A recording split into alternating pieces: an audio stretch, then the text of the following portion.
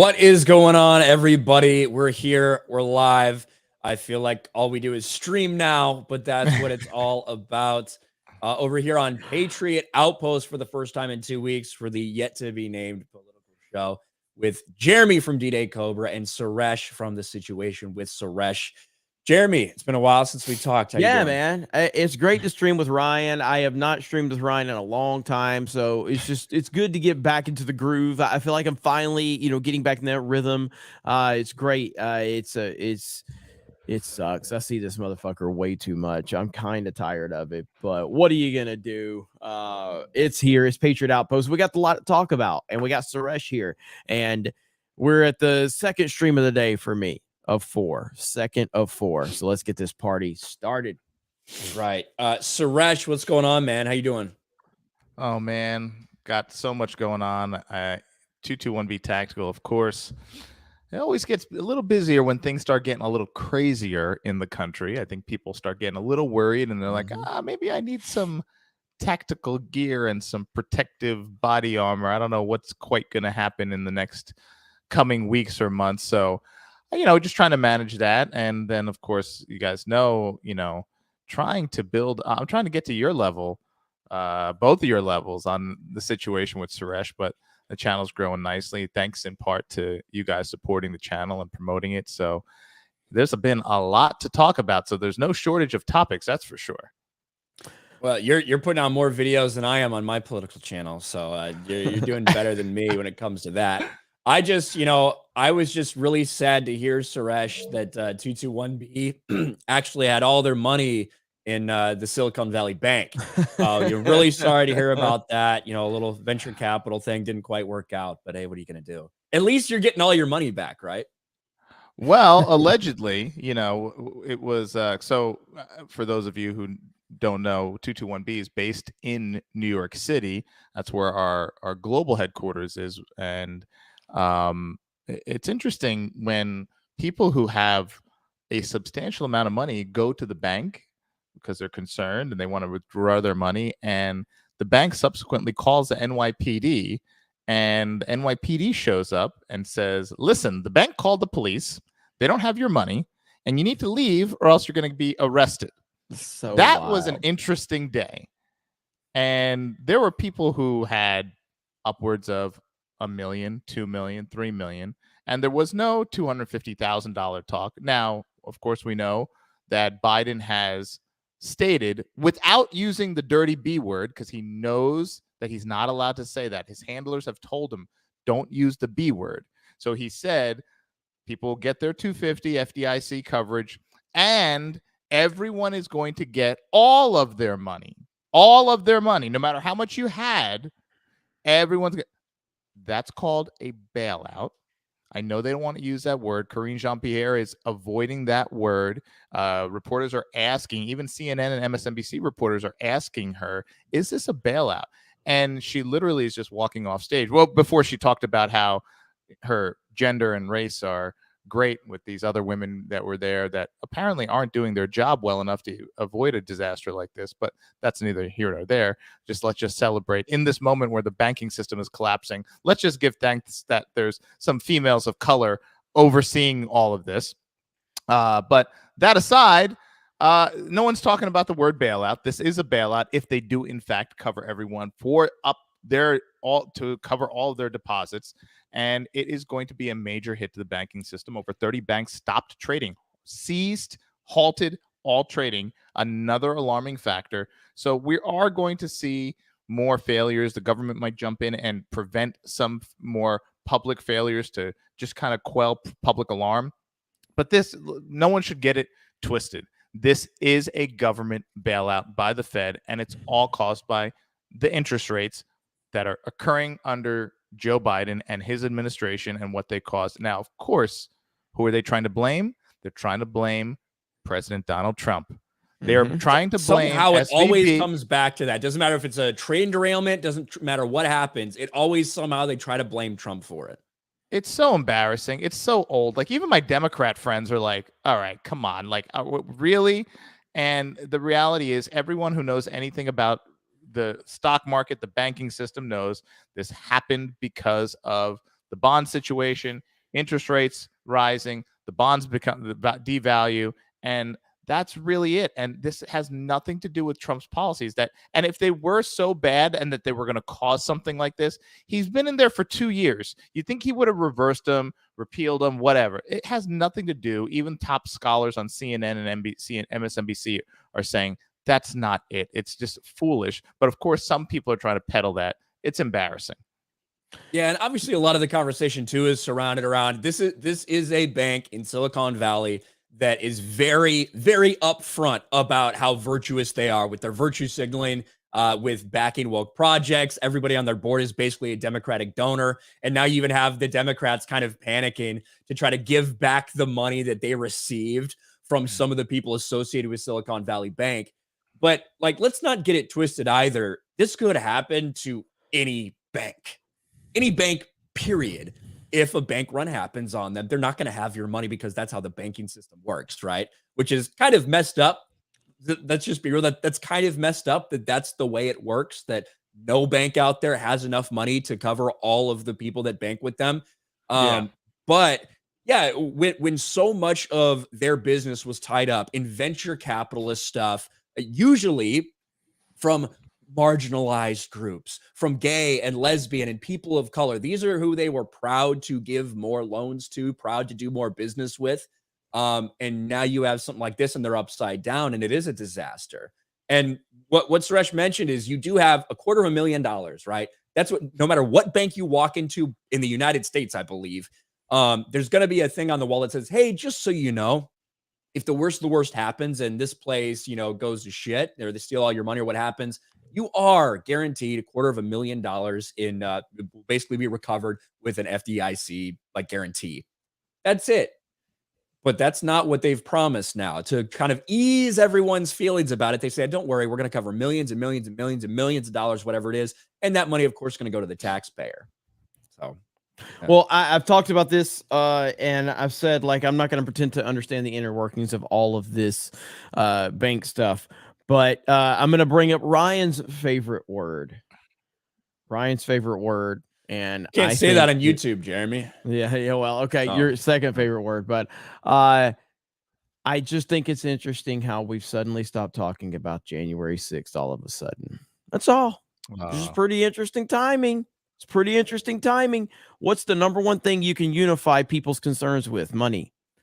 Now, January 6th was the number one topic for years and years and years. And then suddenly, as soon as it got exposed that it was all a lie and there was video evidence and Tucker dropped this bomb, and suddenly this story happens as a distraction.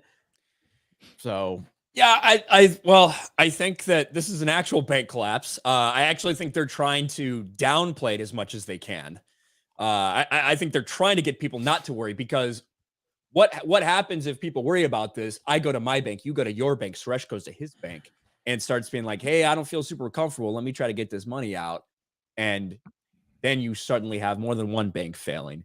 You have multiple banks failing. Right now, you're seeing the stock market, like you're seeing the effects of this on the banking industry in general, because all of a sudden there's uncertainty. This is the last thing they want anybody to focus on. In terms of what's going on here at Silicon Valley Bank, especially these Democrats who have all these donors that are associated with SVB.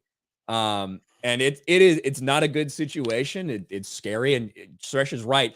This is one of the end results of raising these interest rates, is that, suddenly people don't want to take out, some people don't want to do business with these guys because they can't afford to pay these things. And that's stagnating these venture capitalists that they do so much business with. And now they're shit out of luck. I did want to get 65,000 companies roughly is what SVB covered.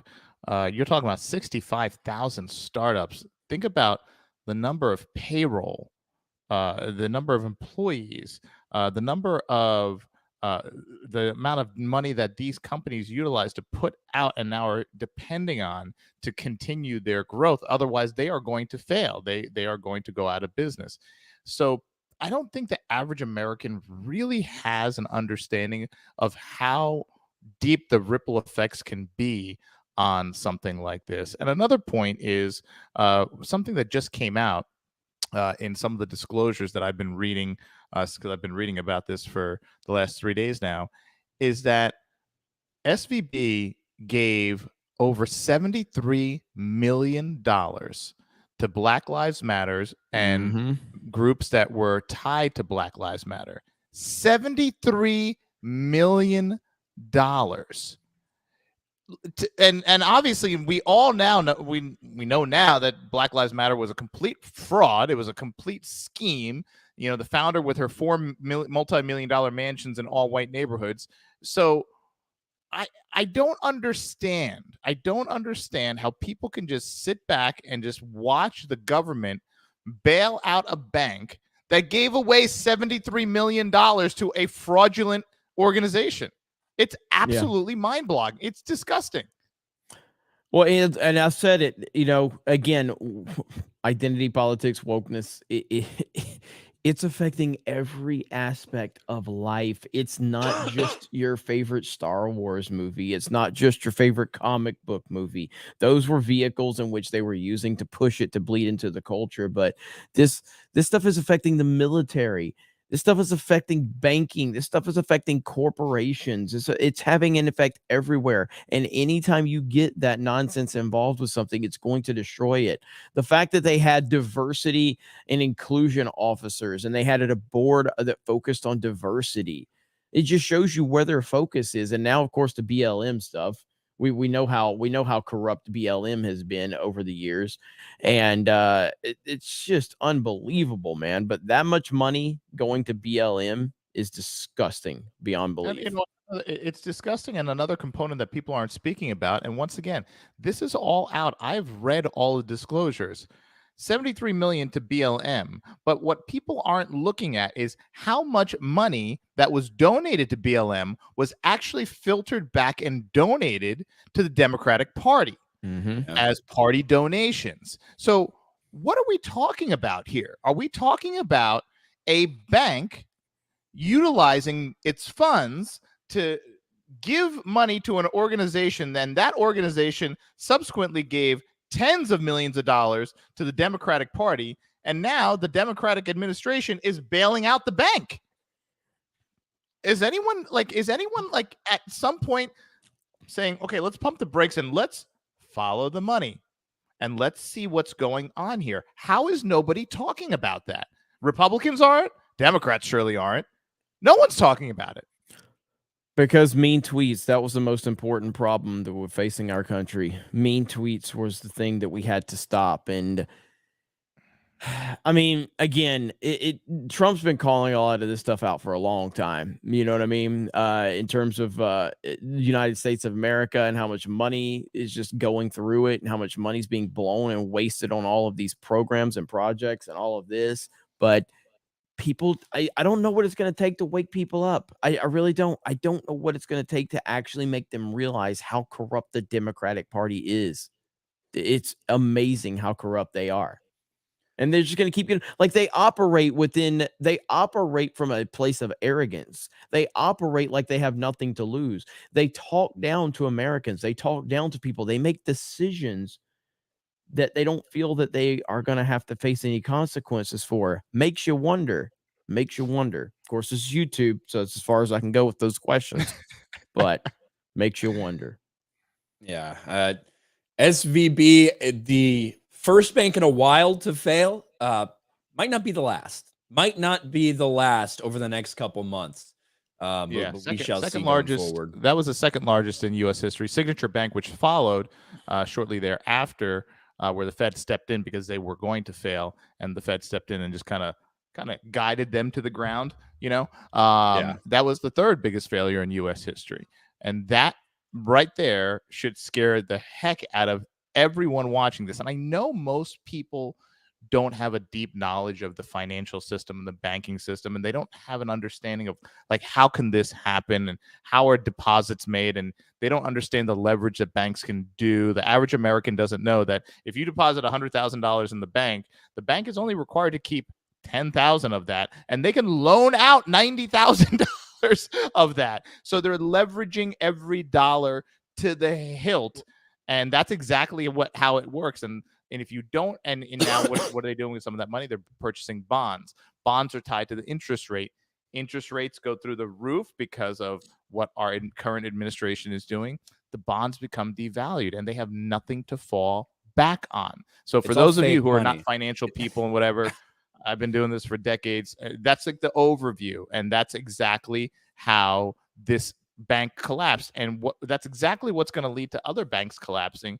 And, you know, there's a couple of that are strong, but you got to remember Jim Cramer, Forbes, just a few days prior, Jim Cramer, the guru of investment, Forbes magazine, just a few days prior to these banks collapsing, were singing their praises, said they're the ones you could believe in. They're the ones you would trust. They're the strong ones. Forbes put SVB as one of their top 5 banks just a few days prior.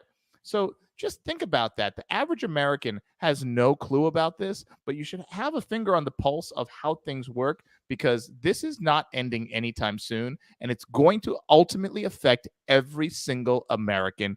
Hands down, no one's going to be able to avoid it. My strategy is just to not make more than $250,000, and I don't have to worry about anything.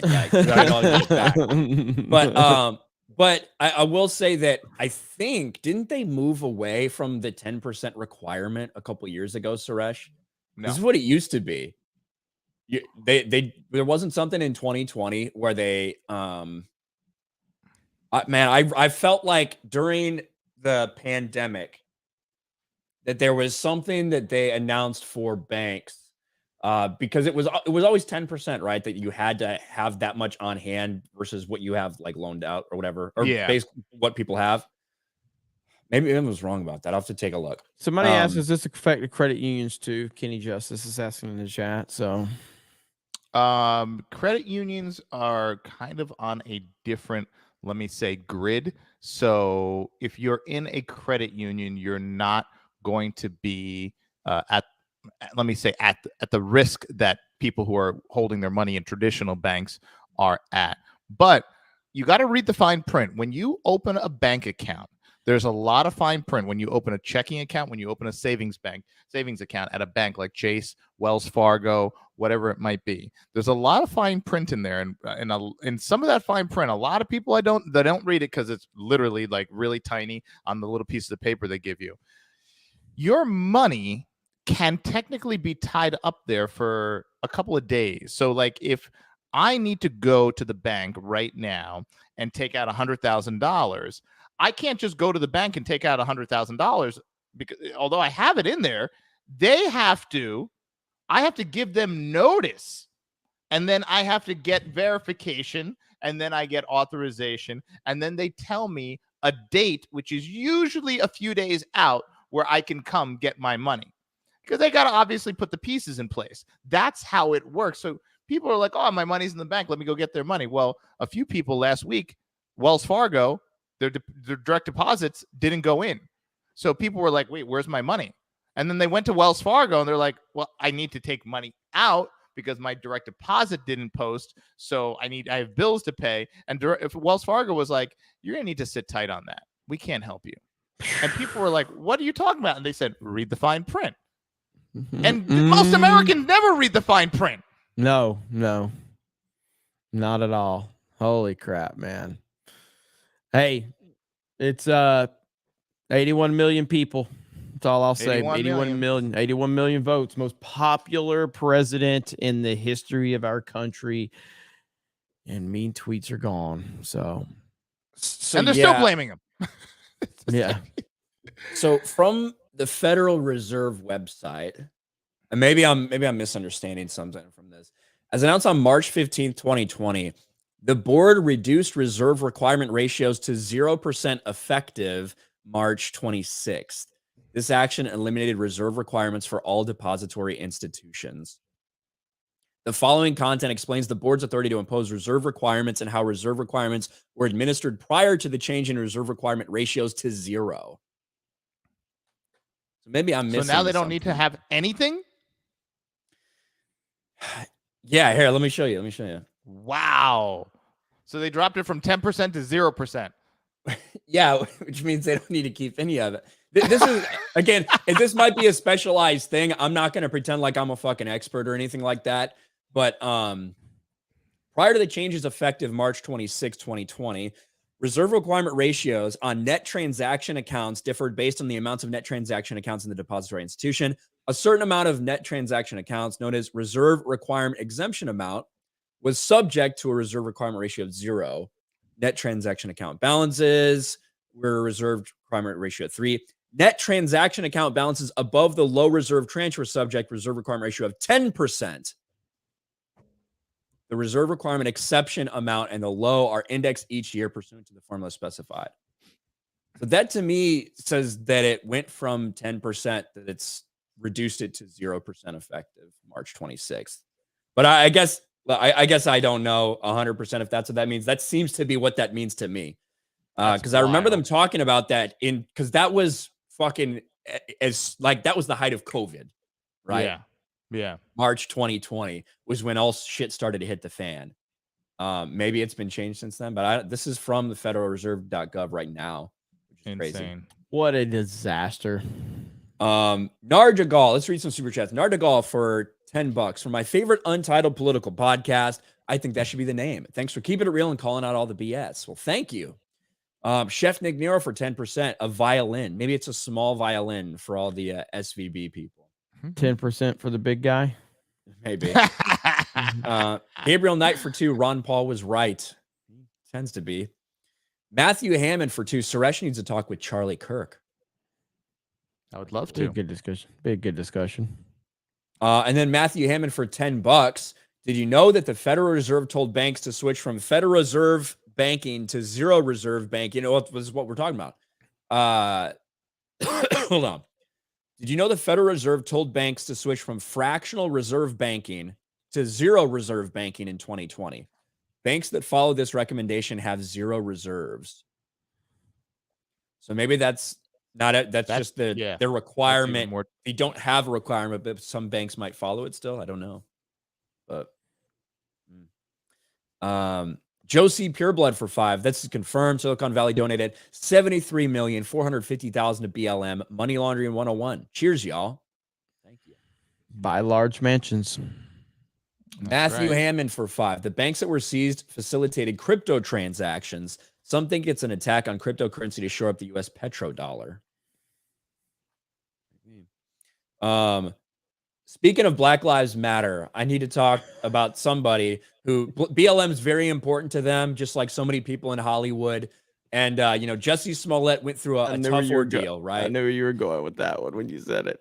Oh, my Poor God. Jussie Smollett went through a very tough time after setting up a fake hate crime, pretending that he was attacked by white people in Chicago with MAGA hats who yelled, "This is MAGA country," the noose, the bleach, all of this stuff. Well, as it turns out, that was a complete and total lie. He's still pretending like he shouldn't be punished for that. But the attackers are ready to speak out. Nigerian brothers who were paid $3,500 by disgraced Empire actor Jussie Smollett to attack him on Chicago street break their silence. This is one of the funniest videos you're ever going to see. It is amazing. I haven't seen this. I have. Oh, you have? Seen Oh, it's amazing. I've not seen it. I heard about it. I haven't seen the video. It's so good. So this is the guys. This is the guys in the memes and everything. These are the white MAGA lovers right here. Yeah. All right. These are the, yes. Beautiful Ola bench. and Bola. This is where we waited for Jussie to come before we attacked him. So we got here with 10 minutes to spare, and we had to plan our escape route to survey the land. His building is actually right here, right above the stairs that we're going to attack him at. We made sure we got there at 2 a.m. sharp. On the dot. On the dot. We had no phones because he did not want us to bring any phones. He said, so we don't lose them. I don't know if that's really the reason, but you can deduce your own reason. So 2 a.m. These guys are so funny. They're pretty smart. Like they sound like they're well versed. They know what's going on. Like they got good personalities. These guys could be a fucking YouTube channel. Just man. wait until they pretend to be white guys. These guys are great. I just like wait these until guys. that moment. It's great. He was nowhere to be found. He was not there. So we were like, damn, what do? We didn't have no way of contacting him. He had no way of contacting us. So we waited here for about, 4 minutes. It was about 4 roughly minutes, 4 minutes. but it felt like forever. Because it was cold as balls. I saw him, and I was like, okay, that's him. Let's go. We gotta go get this Empire. Yeah, that's him. That's him. Is that him? That's that nigga. Is that him? Get that nigga. Oh, he's moving fast. Come on, let's get him. These guys are fantastic, dude. amazing. What the fuck? Oh, is that Empire F slur? We gotta get that N word. We gotta get him. Get nigga. Let's get him. As we crossed the street, we said hey to get his attention. Hey, Nick. Hey! He turned around, looked at us, and that's when we started yelling the famous slurs he wanted us to yell. Hey! Aren't you that Empire? Hey, Empire fat Nick! It's MAGA country. Yeah. And then he said, what did you say to me? And then that's when I threw the first punch at him. I held the blow because I didn't want to hurt him, of course. So I made it look real, but I held it. Then we started tussling, moving around, and then I threw him to the ground. He wanted it to look like he fought back. That was very important for him because he said, hey, don't just beat my ass. Make it look like I'm fighting back and whatnot. So Just think all the detail that went into this from Jussie Smollett. Like this entire thing, my people God. pretend like, oh, there's no way anyone would fake. This was in such detail a fake hate crime to get attention and to drive racial divisions. Yes. Holy cow, yes. man! These We guys are did that, fantastic. and then I threw him to the ground. And after I threw him to the ground, he had no bruise. I wanted it to look more real. So then I threw him to the ground. After I threw him to the ground, I used my knuckle and gave him a noogie. So I went like this. Why did I do that? To give him a scar, to give him a mark, to make it look real, like he really did get his ass beat.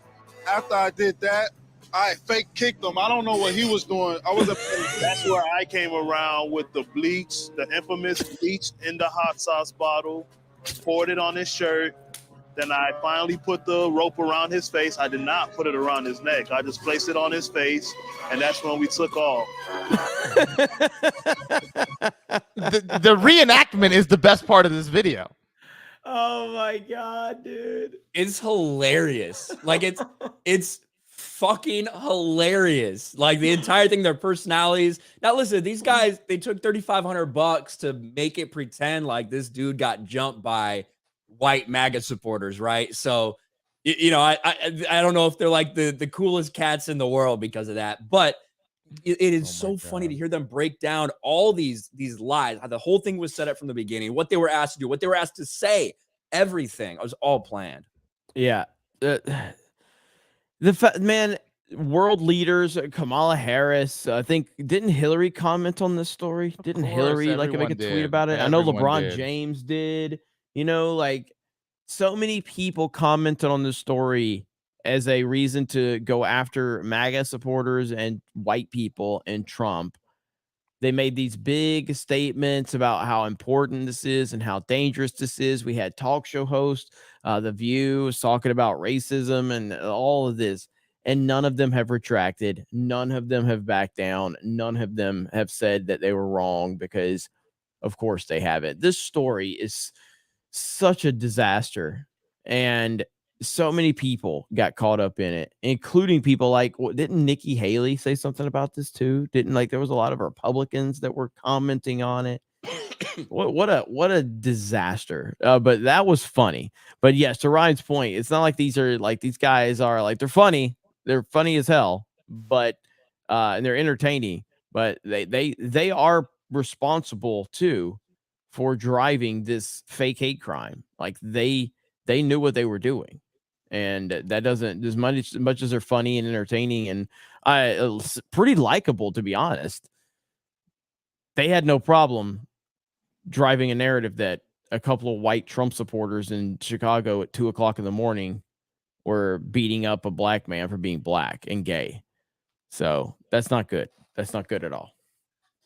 I gotta tell you, as someone who did the job of a police officer for 13 years, the second I heard this story, I knew something was off. Because when you're a police officer, 99% of the people you're dealing with are lying to you.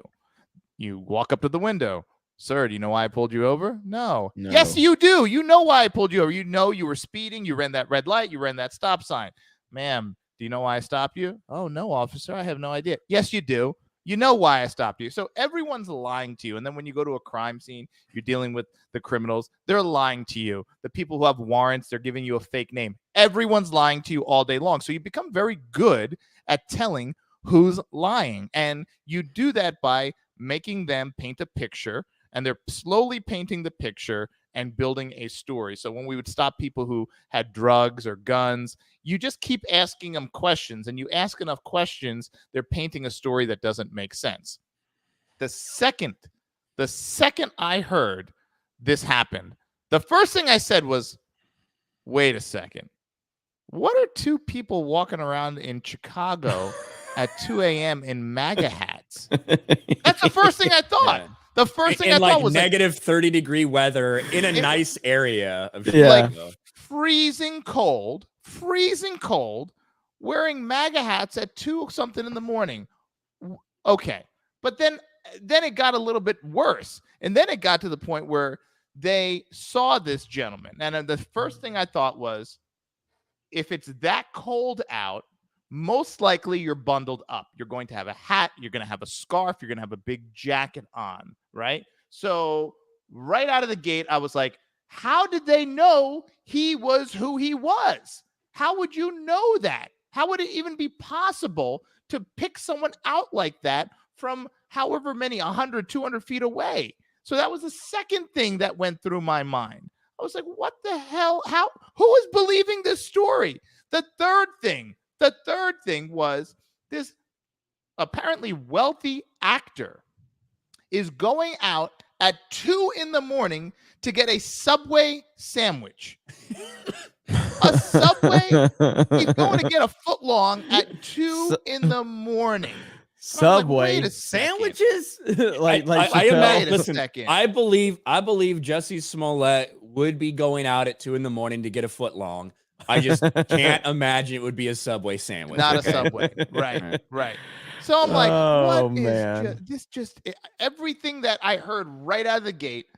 I talked to a couple of buddies of mine, that I worked with, a couple of guys that I know that are still officers, and they instantly, I didn't talk to a single police officer, white or black, that was like, yeah, this sounds legit. No. And apparently, despite people on like Robin Roberts went on air and was like, the police are looking at the details of the story, and they say everything is making sense and it's credible, but that was a lie.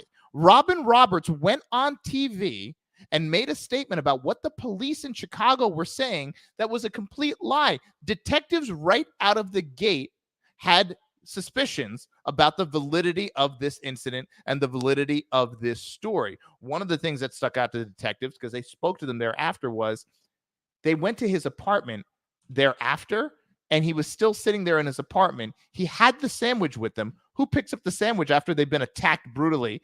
And he was sitting there in the apartment with the noose still around his neck.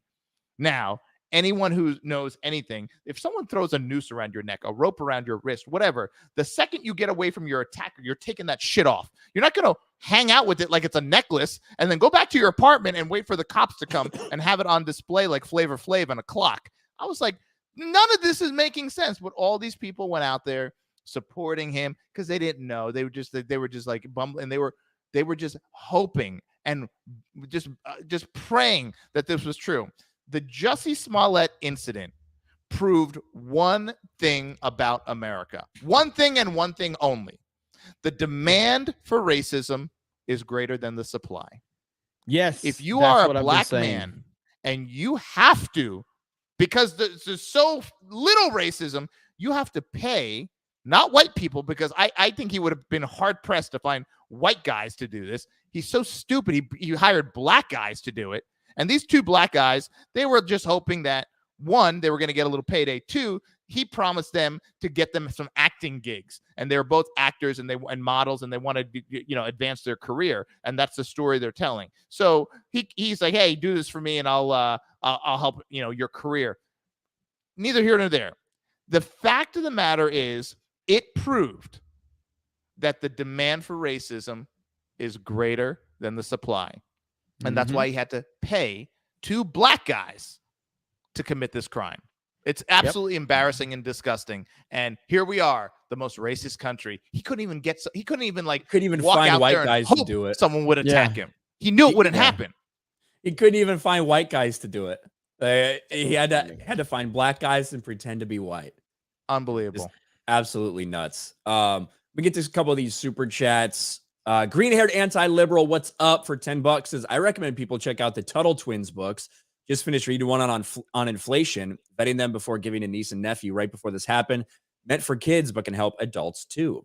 Thank you. Devil-Eyed Elvis, what's up, man? For $10. What's up, good guy? Or what's good, guys? One of my favorite shows of the week. Thank you, man. Bill Sotheby for 5. I feel like I just watched a skit from Black Jay and Silent Bob. Not far off.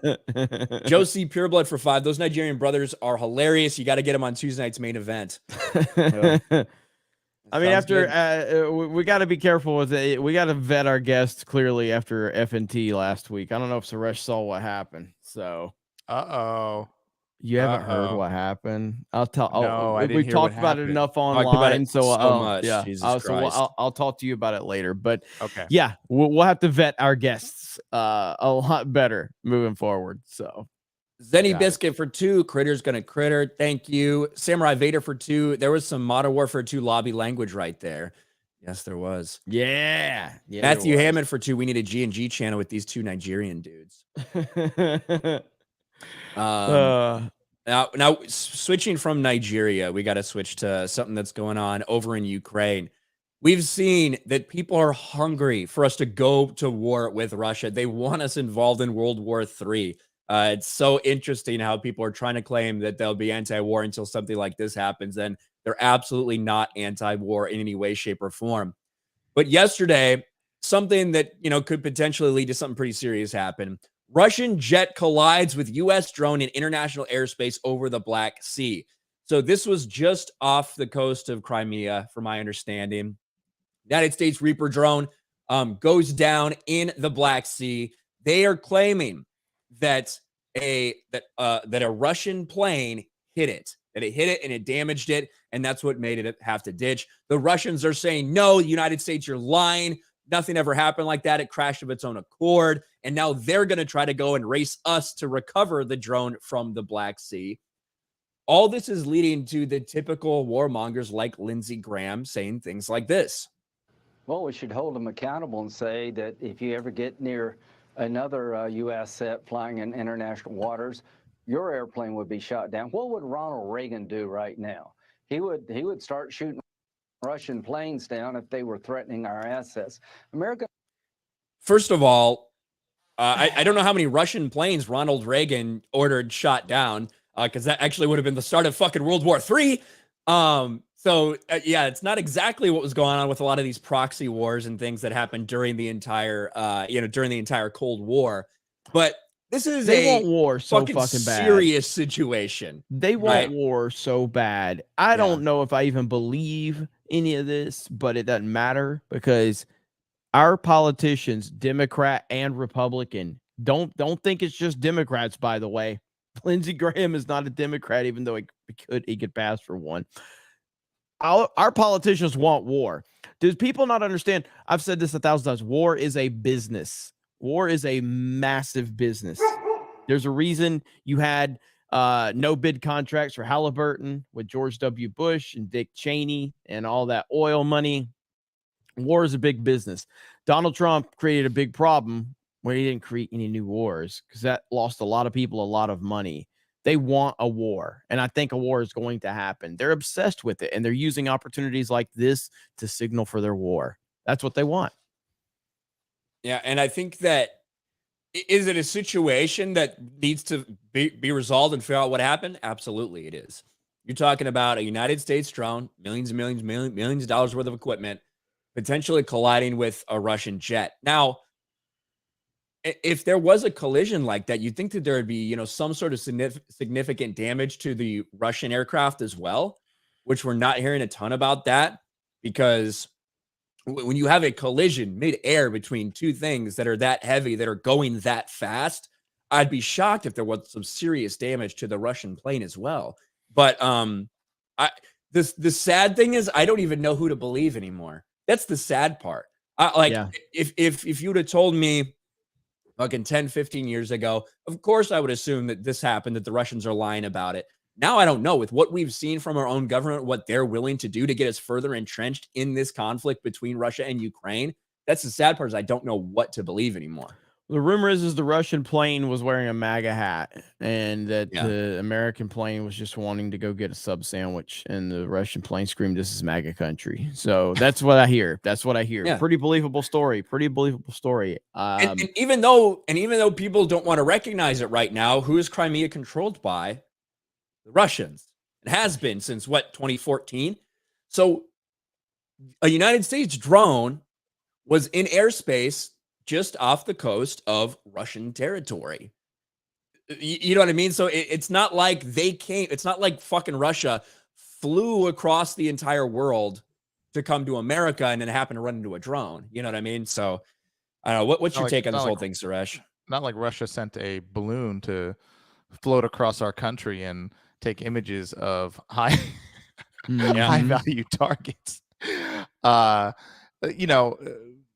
My experience in talking with a lot of people and working with and training with a lot of people in the military, it's pretty simple. The first question people ask is, what was a U.S. drone doing there? Like, what was a U.S. drone doing there? No one's talked about that. No one's really mentioning that. But why do we have one of our high-value drones in that area? What was the purpose of it to be there in the first place? No one knows. No one's saying.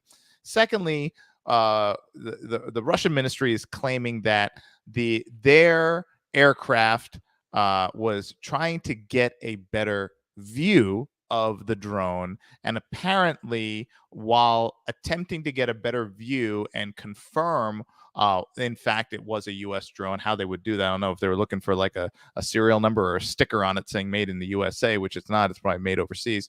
One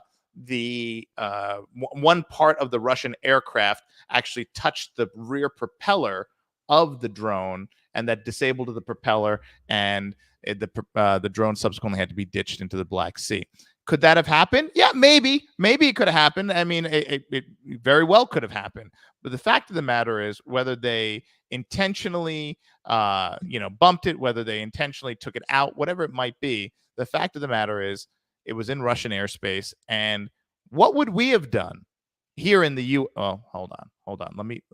What would Trump have done if a Russian drone was in U.S. airspace flying over New York City or off the coast of South Carolina? What would he have done? Obviously, we know what would happen. Now with this administration, what would happen? Who knows? We probably would have just went up there and seen if the drone needed the battery recharge, and Biden's team would have recharged the battery and made sure it got back to Russia okay.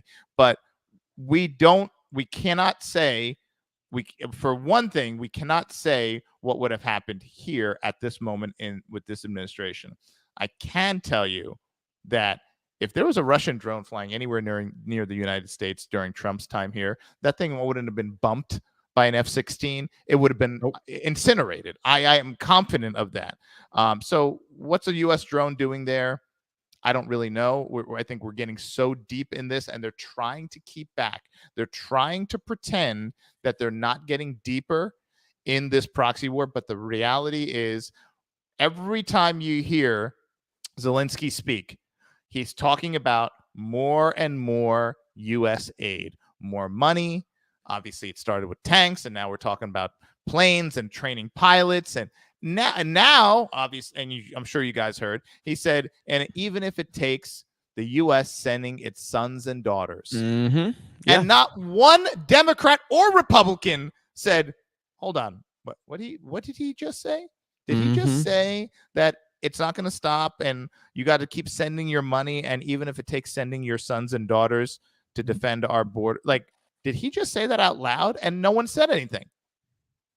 Yep. Yeah. And just to clear it up too, because some people, aren't quite sure. There is a thing called international waters and international airspace, where pretty much anybody has the right to be, which is 12 nautical miles from land, and then basically draw a straight line up in the air. I don't know if there's a I obviously know that part about the international waters. I know it applies to airspace as well, but I don't know if there's like a ceiling limit to that or anything. I'm not aware of that. However, there are places like if Russia wants to come 13 nautical miles away and just chill, they can. If they want to fly around, they can. And there's nothing legally from a global perspective that we're supposed to do about it. That's like kind of the agreed upon thing. So this reportedly took place in international waters over the Black Sea. So we'll see what comes of it. Obviously, people are trying to use this opportunity, just like when that missile landed in Poland, to try to push for more action. And we can only hope that action doesn't happen. That's I mean, bad for everybody. as I've said, I've been saying this for a while, but I just feel like war will be their COVID for this next election. Yep. That's going to be their COVID. That's good. The distraction. That's going to be the thing that takes people's focus, and you use this like, oh, we got to have Biden because that's to me what they're going to use. I think it's inevitable that it's going to happen, and the fact that we're just going to stand by and let it happen it's disgusting. But I mean, what do you expect from a country that, gave 81 million votes to the most popular president in the history of our country? So, Yep. I think you hit it on the head. They're going to be like, hey, listen, we're in wartime. We need the president who started this war to finish this war. And that's exactly going to be their COVID.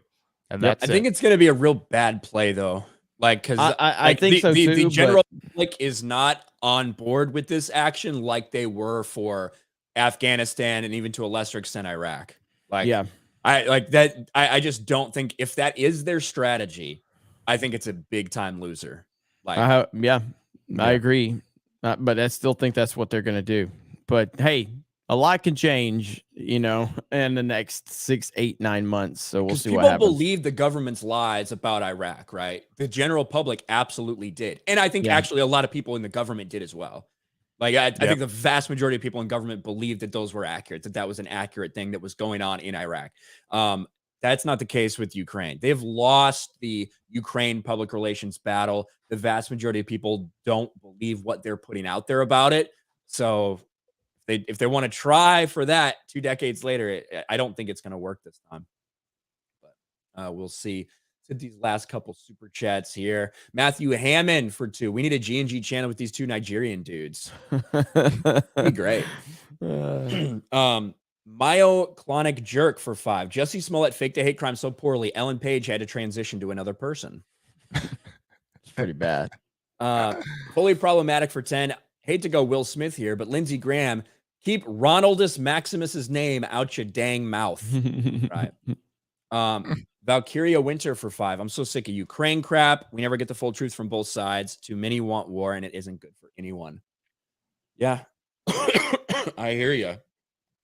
It's a little bizarre that all the anti-war people, the same people who were saying, bring our troops home, get them out of there, those same people are now somehow, oddly, supporting the Ukraine aid and are not saying don't send more aid and don't send U.S. troops.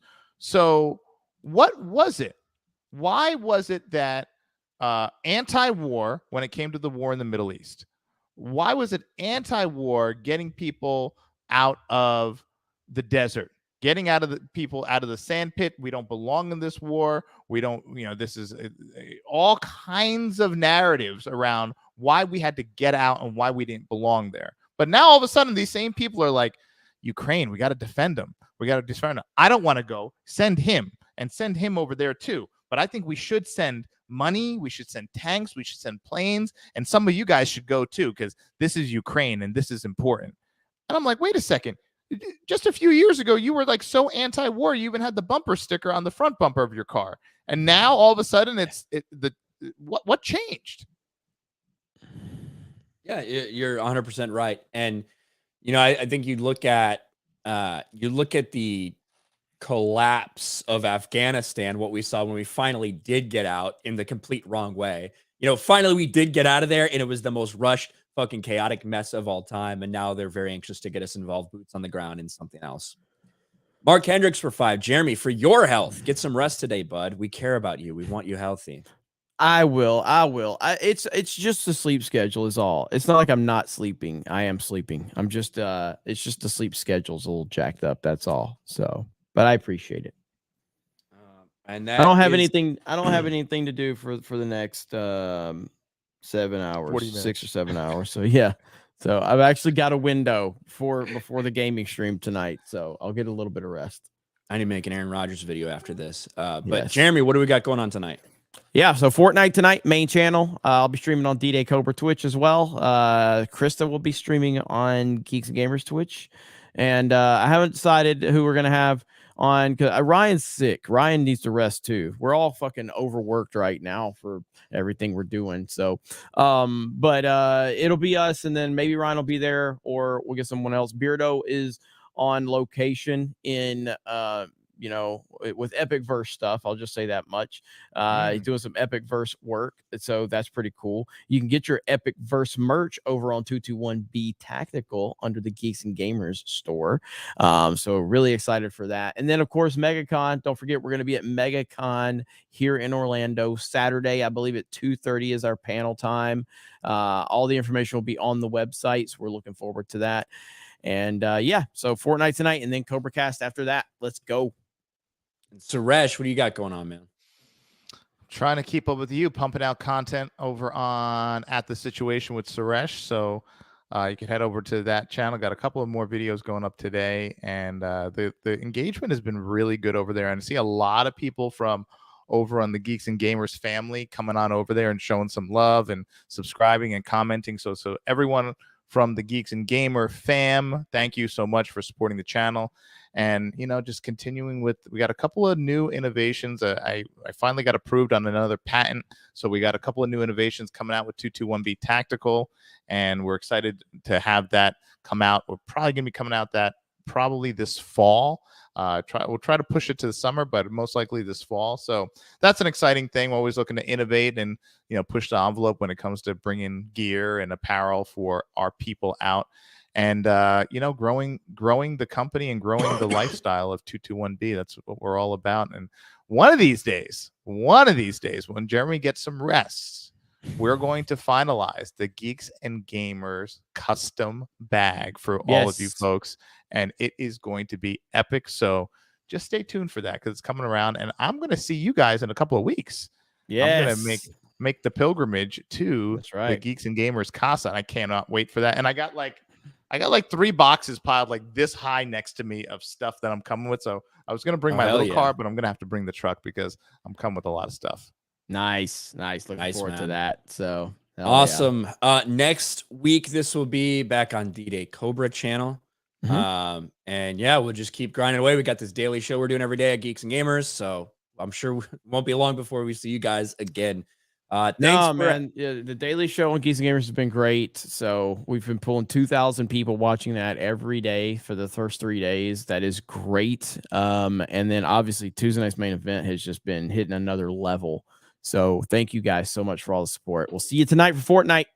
Yeah. And I see the question from Deeds, Minnesota. Do you have a Streamlabs? Yeah, I forgot to pin it. So we'll remember next time. But thank you guys. And he didn't get membership. He's supposed to get memberships. I think they're active, right? So really? Join there, doesn't it? Let's get a gifted membership. Let's just do a test. Oh, fuck it. I'll do it. We need to see if we get it. Hang on.